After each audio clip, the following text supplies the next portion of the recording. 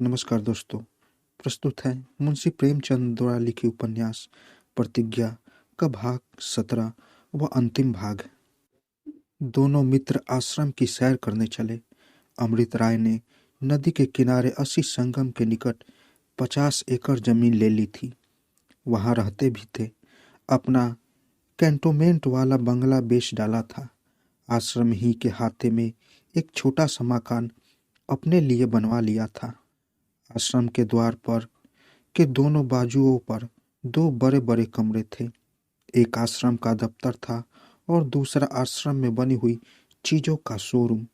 दफ्तर में एक अधेड़ महिला बैठी हुई लिख रही थी। रजिस्टर आदि कायदे से अलमारियों में चुने रखे थे। इस समय 80 स्त्रियां थी और 20 बालक। उनकी हाजिरी लिखी हुई थी। शोरूम में सूत, ऊन, रेशम, सलमा, सितारे, मूंज आदि की सुंदर बेल बूटेदार चीजें शीशे की दरवाजों में रखी हुई थी। सिले हुए कपड़े भी अलगनियों पर लटके रहे थे। मिट्टी और लकड़ी के खिलौने, मोजे, बनियान, स्त्रियों के ही बनाए हुए चित्र अलग अलग सजाए हुए थे। एक अलमारी में बनी हुई भांति भांति की मिठाइयाँ चुनी हुई रखी थी। आश्रम में उगे हुए पौधे गमलों में रखे हुए थे। कई दर्शक इस समय भी इन चीजों को देखभाल कर रहे थे। कुछ बिक्री भी हो रही थी। दो महिलाएं ग्राहकों को चीजें दिखा रही थी। यहाँ की रोजाना बिक्री 100 रुपए के लगभग थी। मालूम हुआ कि संध्या समय ग्राहक अधिक आते हैं।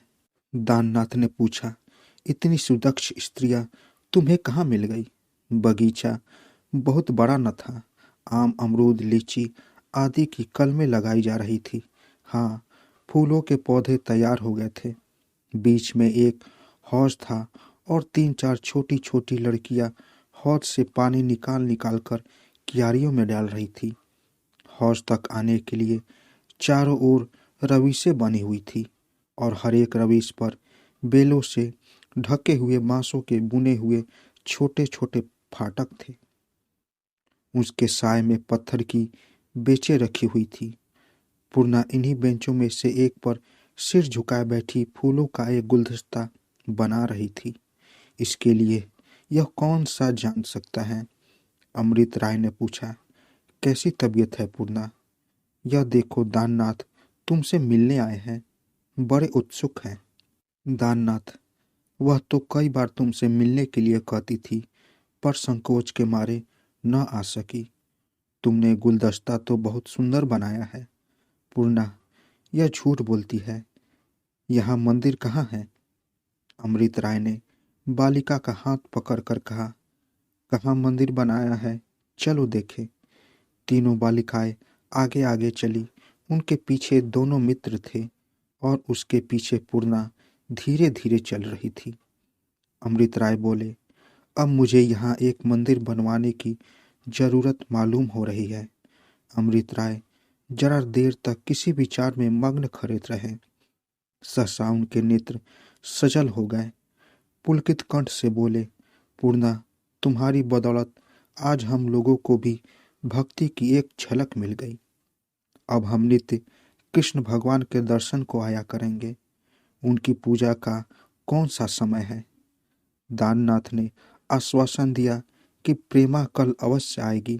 दोनों मित्र यहाँ से चले तो सहसा 3 बजने की आवाज आई। दाननाथ ने चौंक कर कहा, अरे 3 बज गए, इतनी जल्दी? दाननाथ, चलो अच्छा ही हुआ, तुम्हारा एक तो वक्त का खाना बच गया। दाननाथ, हाँ साहब, आपके 50 से तो कम न बिगड़े होंगे। मैं बिना भोजन किए ही मानने को तैयार हूँ। है रसोइया भी होशियार, खूब खिलाया है।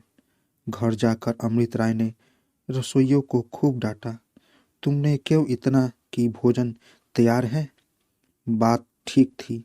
अमृत राय रसोइयों को कई बार माना कर चुके थे कि मैं जब किसी के साथ रहा करूं तो सिर पर मत सवार हो जाया करो। रसोइये का दोष न था, बेचारे बहुत झेपे। भोजन आया।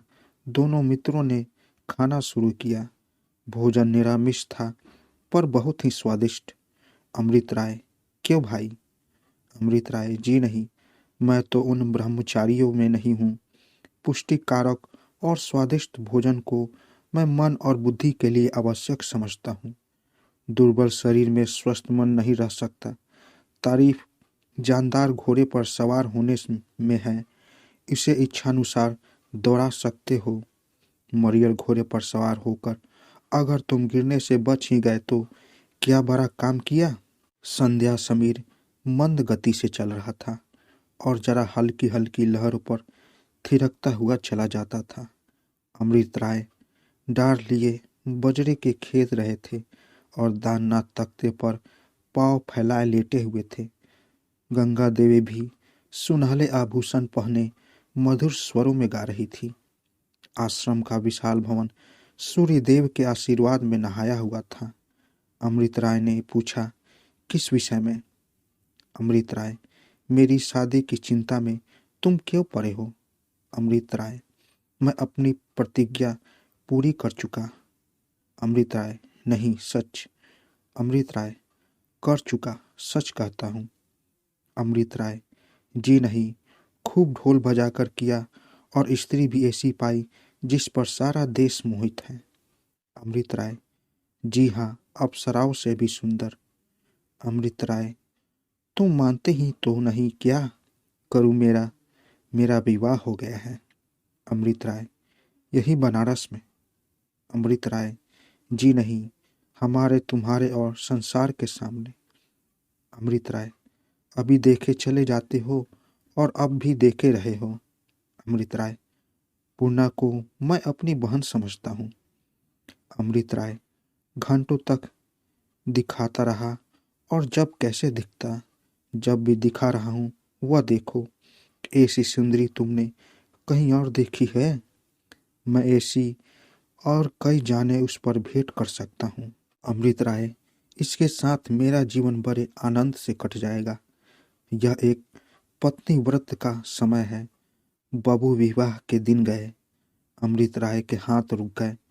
उन्हें डांड चलाने की सुधि न रही। बोले, यह तुम्हें उसी वक्त समझ लेना चाहिए था जब मैंने प्रेमा की उपासना छोड़ी। प्रेमा समझ गई थी, चाहे पूछ लेना। पृथ्वी ने समावेश धारण कर लिया था और बजरा लहरों पर थिरकता हुआ चला जाता था। उसी बजरे की भांति अमृत राय का हृदय भी आंदोलित हो रहा था। दाननाथ निष्पंद बैठे हुए थे, मानो वज्राहत हो गए हो। सहसा उन्होंने कहा, भैया, तुमने मुझे धोखा दिया। तो दोस्तों, कैसी लगी कहानी? अगर आप लोगों को मेरी कहानी अच्छी लगी हो तो मेरे चैनल को ज़रूर सब्सक्राइब करें और साथ साथ बेल आइकन को भी ज़रूर दबाएं ताकि मेरी कहानी सबसे पहले आप तक पहुंचे। तो दोस्तों, मिलते हैं एक नई कहानी के साथ एक नए वीडियो में। तब तक के लिए नमस्कार।